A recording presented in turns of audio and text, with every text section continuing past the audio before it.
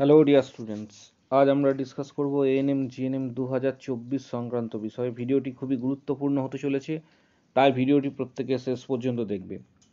এই ভিডিওর মাধ্যমে তোমাদের রেজাল্ট কবে বেরোতে পারে, কাট অফ কত হতে চলেছে, পাশাপাশি কোন কোন এনটিএসে এক্ষেত্রে ফার্স্ট ইয়ার থেকে, কোন কোন এনটিএসে সেকেন্ড ইয়ার থেকে এবং থার্ড ইয়ারে হোস্টেল প্রোভাইড করা হয়, সমস্ত বিষয়গুলি আজকে তুলে ধরব। তাই ভিডিওটি খুবই গুরুত্বপূর্ণ হতে চলেছে। ভিডিওটি একদম শেষ পর্যন্ত দেখো। যারা আমাদের চ্যানেলে প্রথমবার ভিজিট করেছো অবশ্যই চ্যানেলটিকে সাবস্ক্রাইব করো, পাশে থাকা বেল আইকন প্রেস করো এবং বন্ধুদের উদ্দেশ্যে ভিডিওটি প্রচুর শেয়ার করবে।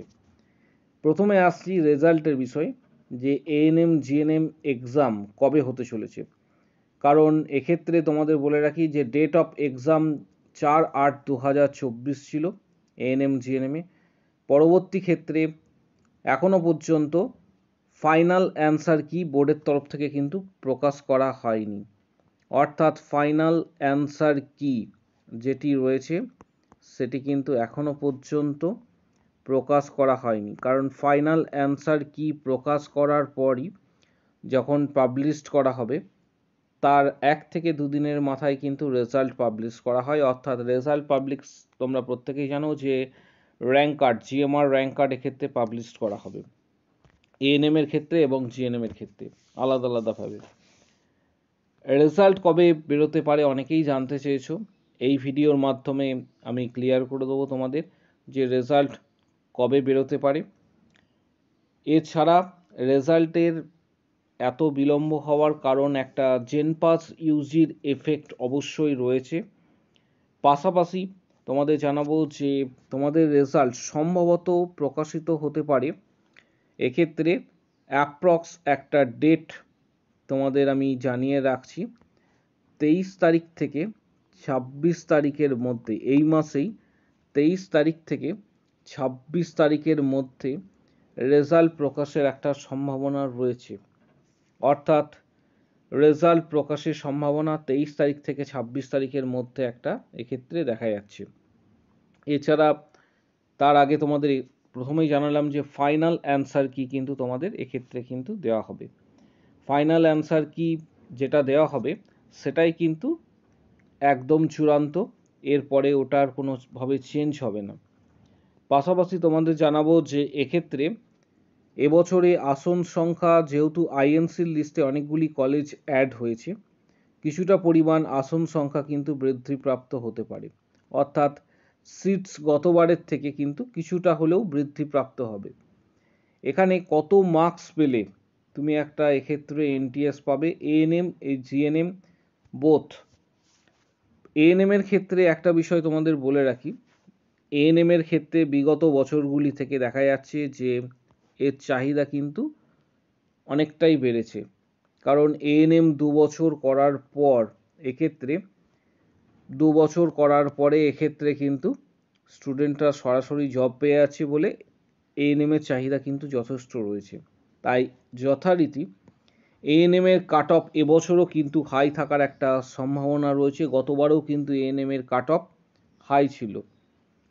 প্রথমে তোমাদের এএনএম এর কাট অফ বলবো, তারপর GNM mail GNM female cut off অবশ্যই জানাবো। পাশাপাশি ভিডিওটি শেষ পর্যন্ত দেখতে থাকো, কারণ কোন কোন এক্ষেত্রে এনটিএসএ হস্টেল ফার্স্ট ইয়ার থেকে প্রোভাইড করা হয় জানাবো, সেকেন্ড ইয়ার থেকে কোথায় কোথায় প্রোভাইড করা হয়, থার্ড ইয়ার থেকে কোথায় কোথায় প্রোভাইড করা হয়, বিগত বছরগুলিতে কি হয়েছিল, সমস্ত তথ্য এই ভিডিওর মাধ্যমে তোমরা পেয়ে যাবে। তাই ভিডিওটি প্রত্যেকে একদম শেষ পর্যন্ত অবশ্যই দেখবে। প্রথমে এএনএম কাট অফ নিয়ে বলবো। এএনএম এর কাট অফ কিন্তু হাই থাকার সম্ভাবনা এবারও রয়েছে, অনেকটাই হাই থাকতে পারে। এএনএম মূলত যারা ফিমেল ক্যান্ডিডেট রয়েছে, এএনএম সিট ম্যাট্রিক্স এক্ষেত্রে 850-এর কাছাকাছি রয়েছে, পুরোটাই সরকারিভাবে করানো হয়। এক্ষেত্রে এএনএম এর যে ইনস্টিটিউটগুলি রয়েছে, অলরেডি আমি তোমাদের ইনস্টিটিউটের সংখ্যা আমি বলেছি, আপাতত কিছু ইনস্টিটিউটের কথা তোমাদের বলে রাখছি। এএনএম এক্ষেত্রে আইডিবিজি, ডক্টর এইচ.সি. মুখার্জি এনটিএস, পাশাপাশি Kakdwip NTS Asansol, Vidyasagar SG NTS, Kaliaganj NTS, এই ধরনের কিছু এনটিএস রয়েছে। এএনএম এর ক্ষেত্রে যারা ইউআর ক্যাটাগরি তাদের কাট অফ 81 থেকে 85 পর্যন্ত যাওয়ার একটা সম্ভাবনা রয়েছে, কারণ এএনএম এ কাট অফ কিন্তু হাই থাকবে। ওবিসি এ ক্যাটাগরি যারা রয়েছে তাদের ক্ষেত্রে 65 থেকে 69-এর মধ্যে কাট অফ থাকার সম্ভাবনা রয়েছে। ওবিসি বি 66 থেকে 71-এর মধ্যে কাট অফ থাকলে লাস্ট রাউন্ড পর্যন্ত এনটিএস পাওয়ার সম্ভাবনা একটা থাকছে। এসসি ক্যাটাগরি 61 থেকে 65-এর মধ্যে, এসটি ক্যাটাগরি 41 থেকে 45-এর মধ্যে, ইডাব্লিউএস ক্যাটাগরি 51 থেকে 55-এর মধ্যে কাট অফ থাকার সম্ভাবনা রয়েছে। সিভিল ডিফেন্স ক্যাটাগরি এক্ষেত্রে 56 থেকে 61-এর মধ্যে মার্কস থাকলে এনটিএস পাওয়ার কিন্তু একটা সম্ভাবনা রয়েছে। ভিডিওটা কেউ স্কিপ করবে না, কারণ তোমাদের অবশ্যই জানাবো যে কোন কোন এনটিএসে ফার্স্ট ইয়ার থেকে এক্ষেত্রে হস্টেল প্রোভাইড করা হয়। নেক্সট তোমাদের জানাবো জিএনএম ফিমেলদের কাট অফ বলার আগে মেলদের কাট অফ বলে রাখছি। মেলদের কাট অফ যেহেতু এক্ষেত্রে দুটি এনটিএস রয়েছে, মেলদের ক্ষেত্রে কাট অফ হাই থাকবে। কাট অফ মোটামুটি ধরে রাখতে পারো ইউআর ক্যাটাগরিতে, জিএনএম মেলের ক্ষেত্রে বলছি, জিএনএম মেল ক্যান্ডিডেটদের ক্ষেত্রে ইউআর ক্যাটাগরিতে কাট অফ মোটামুটি ধরে রাখতে পারো 80 থেকে 85-এর মধ্যে থাকার একটা সম্ভাবনা রয়েছে। বাকি অন্যান্য যে কাস্ট ক্যাটাগরি রয়েছে তাদের কিন্তু এক্ষেত্রে কাস্ট ক্যাটাগরির ক্ষেত্রে এক্ষেত্রে তোমাদের মোটামুটি ধরে রাখো 72 প্লাস কিন্তু থাকার সম্ভাবনা রয়েছে। এটা মেল ক্যাটাগরির ক্ষেত্রে বললাম, যেহেতু দুটি মাত্র এনটিএস রয়েছে। এবার আসছি ফিমেল ক্যাটাগরির ক্ষেত্রে। জিএনএম ফিমেল ক্যাটাগরির ক্ষেত্রে যে কাট অফ হতে পারে এবছর বা সম্ভাবনা রয়েছে, এক্ষেত্রে তোমাদের জানাবো যে 59 থেকে 62-র মধ্যে যারা স্কোর করছো বা মার্কস পাবে তারা কিন্তু মোটামুটি একটা সেফ পজিশনে থাকবে। পাশাপাশি ওবিসি এ ক্যাটাগরির যারা স্টুডেন্ট রয়েছে তারা এক্ষেত্রে 51 থেকে 55-র মধ্যে মার্কস বা 56-র মধ্যে মার্কস পেলে সেফ।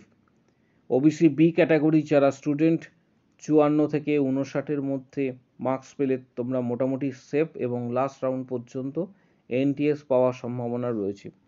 এসসি ক্যাটাগরির যারা স্টুডেন্ট রয়েছে তারা 45 থেকে 51-এর মধ্যে যারা মার্কস পাবে তারা মোটামুটি সেফ। এসটি ক্যাটাগরির যারা স্টুডেন্ট রয়েছে তারা 26 থেকে 31-এর মধ্যে মার্কস পেলে মোটামুটি সেফ। ইডাব্লিউএস ক্যাটাগরির যারা স্টুডেন্ট রয়েছে তারা 41 থেকে 46-এর মধ্যে মার্কস পেলে মোটামুটি সেফ। সিভিল ডিফেন্স 51 থেকে 56-এর মধ্যে যারা মার্কস পাবে তারা মোটামুটি সেফ থাকবে। পাশাপাশি কিছু তোমাদের এক্ষেত্রে মার্কস ভার্সেস র্যাঙ্ক এক্ষেত্রে দেখাবো। জিএনএম এর ক্ষেত্রে বিগত বছরগুলিতে যেই ধরনের কাট অফ এসেছে সেই কাট অফ অ্যানালিসিস করার পর তোমাদের মোটামুটি একটা ধারণা দিয়ে রাখছি। জিএনএম এর ক্ষেত্রে মার্কস ভার্সেস র্যাঙ্ক 90+ তুমি যদি এক্ষেত্রে মার্কস পেয়ে থাকো বা স্কোর করে থাকো, র্যাঙ্ক তোমার এক্ষেত্রে 100 থেকে 180-র মধ্যে কিন্তু হওয়ার সম্ভাবনা কিন্তু রয়েছে। পাশাপাশি 0 থেকে 100, 100 থেকে 180-র মধ্যে কিন্তু হওয়ার সম্ভাবনা থাকছে। পাশাপাশি 80+ যারা মার্কস পাবে তাদের এক্ষেত্রে র্যাঙ্ক হওয়ার সম্ভাবনা রয়েছে 450 থেকে 620-র মধ্যে। 75+ যারা পাচ্ছ তাদের র্যাঙ্ক 820 থেকে 900-র মধ্যে হওয়ার সম্ভাবনা রয়েছে। 65+ যারা পাচ্ছ তাদের 1550 থেকে 1700 জিএমআর-এর মধ্যে র্যাঙ্ক হওয়ার সম্ভাবনা রয়েছে। 60+ যারা মার্কস পাবে তাদের 2200 থেকে 2350-এর মধ্যে র্যাঙ্ক হওয়ার একটা পসিবিলিটি রয়েছে। 55+ যারা মার্কস পাবে তাদের 3400 জিএমআর থেকে 3600 জিএমআর পর্যন্ত র্যাঙ্ক হওয়ার একটা সম্ভাবনা রয়েছে। 50+ যারা এক্ষেত্রে মার্কস পাবে তাদের 4400 থেকে 4650 জিএমআর পর্যন্ত হওয়ার সম্ভাবনা রয়েছে।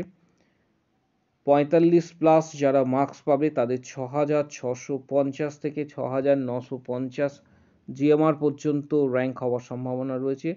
40+ যারা মার্কস পাবে তাদের 10200 থেকে 11300 পর্যন্ত র্যাঙ্ক হওয়ার একটা সম্ভাবনা রয়েছে। এটা সমস্তটাই জানাচ্ছি বিগত লাস্ট 3 বছরের ডেটা এক্ষেত্রে অ্যানালিসিস করার পর তোমাদের জানাচ্ছি।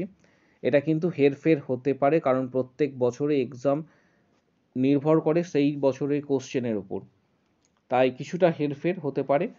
তাই অবশ্যই ভিডিওটি শেষ পর্যন্ত প্রত্যেকে দেখো। এবং এরপরে যেটা আলোচনা করব, অনেকেই জানতে চেয়েছো কোন কোন এনটিএসে এক্ষেত্রে হস্টেল রয়েছে। এখন যেটা আলোচনা করব, অধিকাংশ স্টুডেন্টই জানতে চেয়েছো জিএনএম হস্টেল প্রোভাইড করা হয় কোন কোন এনটিএসে। ফার্স্ট ইয়ার থেকে থার্ড ইয়ার পর্যন্ত, অর্থাৎ ফার্স্ট ইয়ার থেকেই কিন্তু প্রোভাইড করা হয়। First year to third year GNM এর ক্ষেত্রে বলছি, এটি জিএনএম এর ক্ষেত্রে বলছি। প্রথমেই বলে রাখি, এসএসকেএম এ কিন্তু প্রোভাইড করা হয় ফার্স্ট ইয়ার থেকে ইএসআই মানিকতলা, তারপর চিত্তরঞ্জন এনটিএস, তারপর হচ্ছে লেডি ডাফরিন। এখানে অনেকগুলি নাম সংযোজন বা এখানে সাবট্রাক্টও হতে পারে। লেডি ডাফরিন, তারপর হচ্ছে ইএসআই কলকাতা, তারপর Murshidabad MCH, next JNM Kalyani, Bankura Sammilani MR Bangur, Lalbagh NTS, Darjeeling DH, Kalimpong DH এবং এক্ষেত্রে ডিএম গভর্নমেন্ট এনটিএস যেগুলি রয়েছে, এগুলি কিন্তু ফার্স্ট ইয়ার থেকেই কিন্তু প্রোভাইড করা হয়। বিগত বছরে তাই করা হয়েছে। তোমরা চাইলে স্ক্রিনশট নিয়ে রাখতে পারো, যদি কেউ চাও তাহলে স্ক্রিনশট নিয়ে রাখতে পারো। নেক্সট সেকেন্ড ইয়ার থেকে প্রোভাইড করা জিএনএম হস্টেল সেকেন্ড ইয়ারে প্রোভাইড করা হয়, যেটি বালুরঘাট এনটিএস সেকেন্ড ইয়ার থেকে, আরজিকর সেকেন্ড ইয়ার থেকে, এনআরএস সেকেন্ড ইয়ার থেকে, বসিরহাট এনটিএস সেকেন্ড ইয়ার, ঝাড়গ্রাম সেকেন্ড ইয়ার থেকে প্রোভাইড করা হয়। তোমরা চাইলে এটার স্ক্রিনশট নিয়ে রাখতে পারো। এবং থার্ড ইয়ার থেকে শুধুমাত্র থার্ড ইয়ারে হস্টেল প্রোভাইড করা হয় এক্ষেত্রে ঘাটাল এনটিএস, সাগর দত্ত এনটিএস, জলপাইগুড়ি। এটা সমস্তটাই কিন্তু জিএনএম এর ক্ষেত্রে তোমাদের জানালাম। তোমরা চাইলে এটা স্ক্রিনশট নিয়ে রাখতে পারো। পাশাপাশি জানাবো যে এএনএম এর ক্ষেত্রে হস্টেল যেটা রয়েছে সেটা প্রোভাইড করা হয় কোন কোন এনটিএসে এবং কোন ইয়ার থেকে। আইডিবিজি তোমরা দেখতে পাচ্ছ এক্ষেত্রে এএনএম এনটিএস হোস্টেল বিগত বছরগুলিতে তাই করা হয়েছে, এবছরে সম্পূর্ণ নির্ভর করছে অ্যাডমিনিস্ট্রেশনের ওপর। আইডিবিজি সেকেন্ড ইয়ার থেকে প্রোভাইড করা হয়, doctor H. Mukherjee NTS second year থেকে প্রোভাইড করা হয়, কাকদ্বীপ সেকেন্ড ইয়ার থেকে প্রোভাইড করা হয়, আসানসোল এনটিএস সেকেন্ড ইয়ারে প্রোভাইড করা হয়, বিদ্যাসাগর এসজি এনটিএস এক্ষেত্রে সেকেন্ড ইয়ার থেকে প্রোভাইড করা হয়, কালিয়াগঞ্জ সেকেন্ড ইয়ার থেকে প্রোভাইড করা হয়। ডিটেলস তথ্য তোমাদের সঙ্গে শেয়ার করলাম, তাই ভিডিওটা প্রত্যেকে বিভিন্ন গ্রুপে শেয়ার করবে এবং চ্যানেলটি আজই সাবস্ক্রাইব করে রাখো। পাশে থাকা বেল আইকন প্রেস করো।